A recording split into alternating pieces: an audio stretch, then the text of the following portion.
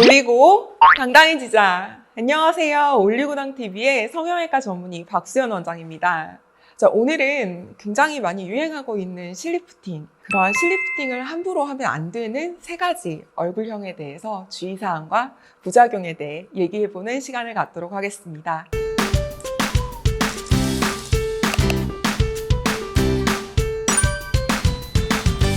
가장 대표적인 리프팅 수술인 안면 거상 수술은요, 피부 절개가 필요하고 회복 기간도 좀 길게 소요가 되면서 흉터가 필연적으로 남기 때문에 여러 방면에서 좀 큰 부담으로 느껴질 수 있습니다.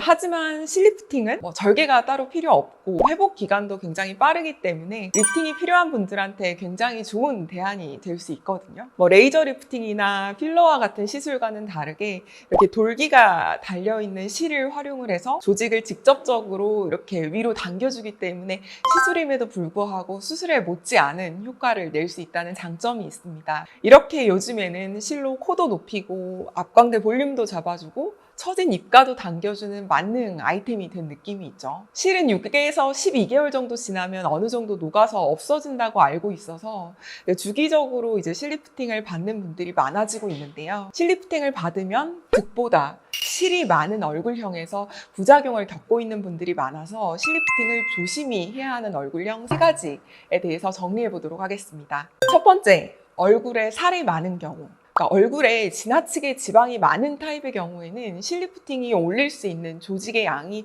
한계가 있기 때문에 리프팅이 잘 되지 않고 오히려 붓기 때문에 더 부해 보이게 되거든요. 원리를 생각하면 이해가 굉장히 쉽습니다. 무거운 물건일수록 당기기가 어렵죠. 똑같은 실을 사용을 하더라도 얼굴의 무게에 따라서 당겨지는 효과에 차이가 생길 수밖에 없습니다. 즉 실리프팅의 경우에는 얼굴 살이 너무 많지 않은 얼굴형에서 훨씬 더 효과적입니다.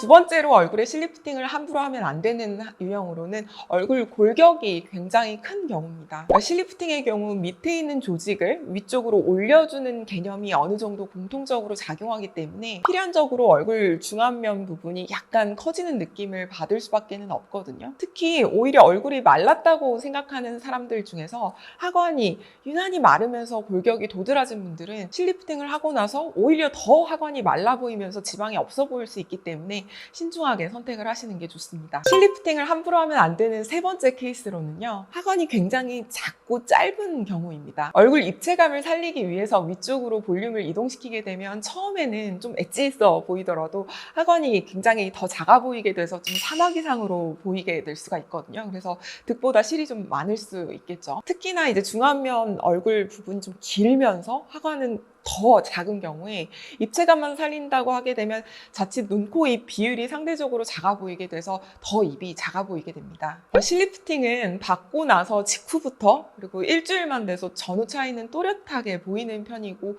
효과는 한 3, 4개월 이상까지 지속이 됩니다.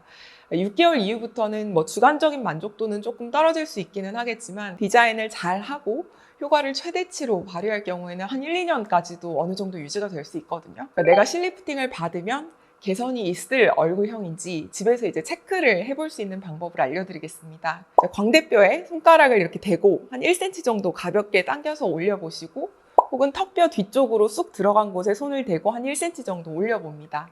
이럴 때 자연스러운 당김 정도가 보인다면 실리프팅을 받기에 적합한 얼굴형입니다. 물론 그렇다고 당겨봤었을 때 딱 그 100% 정도의 개선력을 보이는 것은 아니지만요. 말씀드렸듯이 뼈가 너무 크고 피부가 두껍거나 조직이 무거운데도 무조건 실로만 당기려고 한다면 애써 피부를 당기고도 큰 개선이 없는 모습에 후회를 하실 수가 있습니다. 따라서 이러한 점을 예방하려면 숙련된 의료진과 피부 두께, 지방량, 골격의 크기 하나하나까지 꼼꼼하게 체크를 해서 상담을 받으시기를 권유드립니다. 그리고 무엇보다 나한테 실리프팅 자체가 맞는지부터 체크를 하시는 게 좋겠죠. 물론 실리프팅에 적합한 케이스라고 해도 실을 제대로 된 어떤 위치에 그리고 제대로 된 층에 삽입을 해야만 탄력 있는 피부를 오래 유지하실 수가 있습니다. 즉 시술의 테크닉에 따라서도 효과나 유지 기간이 굉장히 차이가 크다라는 얘기인 거죠. 그래서 이를 참고를 하셔서 2-3곳 이상의 병원을 상담을 해보시고 결정을 한다면 나한테 맞는 병원을 고르는데 도움이 되실 거라고 생각합니다. 지금까지 실리프팅에 대해서 알려드리는 올리고당TV의 박수연 원장이었습니다.